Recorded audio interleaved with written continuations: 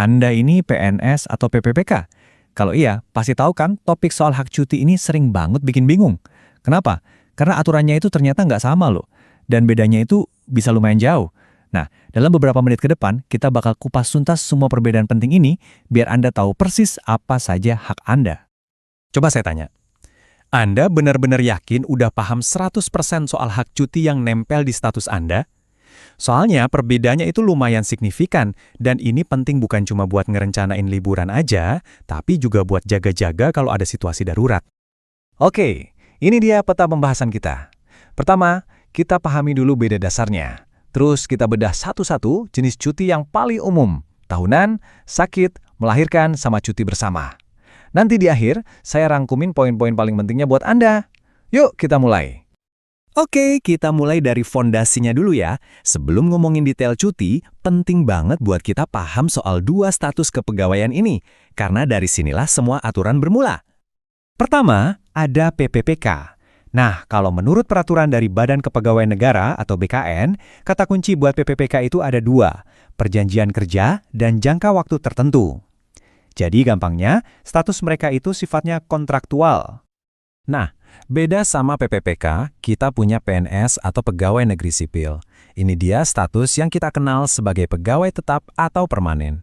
Perbedaan mendasar antara kontrak dan permanen, inilah yang jadi akar dari semua perbedaan aturan cuti yang bakal kita bahas. Jadi poin krusialnya ini nih, meskipun sama-sama abdi negara, PNS dan PPPK itu diatur sama dua buku panduan yang beda, terutama soal hak cuti. Status Anda lah yang jadi penentunya. Sekarang kita masuk ke jenis cuti yang paling sering dipakai, cuti tahunan. Di sini nih kita mulai lihat bedanya dalam praktek sehari-hari. Buat PPPK aturannya lugas. Kalau Anda sudah bekerja minimal 1 tahun tanpa putus, Anda berhak dapat cuti tahunan selama 12 hari kerja. Angkanya jelas, gampang diingat. Nah, ini bagian yang menarik. Gimana kalau cutinya nggak habis? Bisa diakumulasi nggak? Buat PPPK, jawabannya bisa, tapi ada syaratnya. Kalau masa kerja Anda di atas 2 tahun, sisa cuti bisa dibawa ke tahun depan. Jadi totalnya bisa sampai 18 hari, bahkan bisa sampai 24 hari kalau nggak diambil 2 tahun berturut-turut. Ini contoh nyata gimana status kontrak Anda ngaruh banget ke fleksibilitas hak cuti. Oh ya, dan satu catatan penting buat PNS, khususnya yang berprofesi sebagai guru dan dosen. Aturan BKN secara tegas bilang, meskipun punya jadwal libur akademik, mereka tetap berhak loh dapat cuti tahunan. Ini penting buat meluruskan salah paham yang sering terjadi.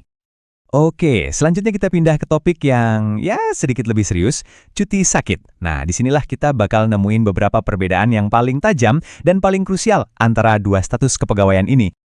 Coba kita lihat perbandingannya langsung ya. Di baris pertama untuk kasus gugur kandungan, aturannya sama maksimal 1,5 bulan. Tapi coba lihat baris kedua dan ketiga. Untuk kecelakaan kerja dan sakit jangka panjang, perbedaannya kelihatan banget. Hak PNS jauh lebih panjang, sementara hak PPPK itu sangat terikat sama durasi kontraknya. Dari tabel tadi, ada satu poin yang paling krusial, yang paling bisa membedakan nasib kalau amit-amit terjadi sesuatu yang nggak diinginkan, yaitu durasi cuti akibat kecelakaan kerja. Coba kita lihat lebih dalam lagi. Nah, slide ini nunjukin dengan gamblang. Buat PPPK, cuti sakit karena kecelakaan kerja itu dibatasi sampai kontraknya selesai. Di sisi lain, buat PNS, cuti diberikan sampai yang bersangkutan dinyatakan sembuh total. Bedanya fundamental banget kan? Satu basisnya durasi kontrak, satunya lagi basisnya kondisi kesehatan sampai pulih. Oke, kita lanjut ke dua kategori cuti terakhir ya. Ini soal hak waktu menyambut anggota keluarga baru dan juga soal kebijakan libur nasional. Untuk PPPK, hak cuti melahirkannya diatur dengan sangat jelas.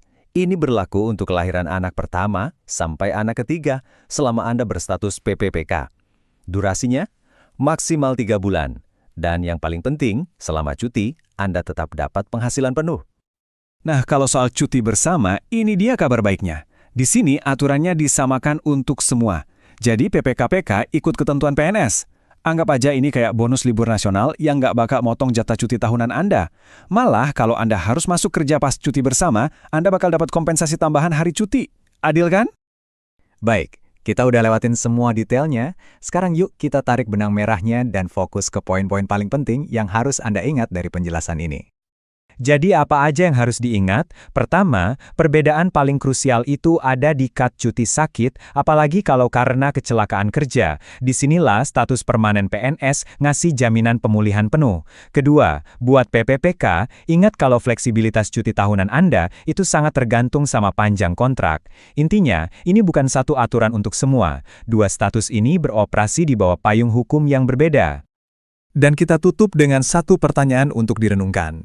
Dengan adanya dua set aturan yang berbeda untuk aparatur negara yang kerjanya mungkin sebelahan, ini kan memunculkan pertanyaan yang lebih besar soal masa depan kesetaraan hak dan kesejahteraan di lingkungan ASN. Kira-kira apa ya implikasinya untuk jangka panjang? Terima kasih sudah menyimak.